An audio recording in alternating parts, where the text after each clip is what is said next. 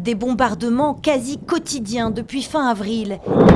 Et des civils pris au piège des assauts du régime syrien et de son allié russe, même en plein mois du Ramadan. 300 morts en moins de 2 mois. S'il subsiste une escalade de la violence à l'intérieur et autour de la zone tampon d'Idleb, il est évident qu'une catastrophe humanitaire pourrait être déclenchée.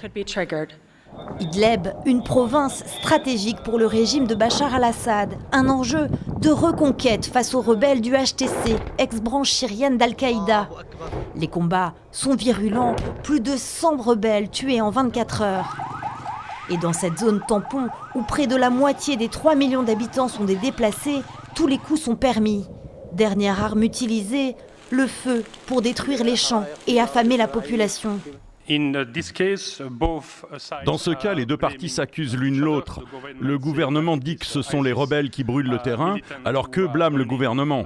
Le plus important, c'est qu'il n'est pas acceptable de prendre une fois de plus la population civile en otage. D'essayer d'utiliser la nourriture, la distribution ou la production alimentaire comme arme de guerre. Les infrastructures sont aussi prises pour cible, 35 écoles et 24 hôpitaux détruits, si bien que les ONG débordées ne savent plus si elles pourront opérer efficacement sur place et aider cette population meurtrie à survivre.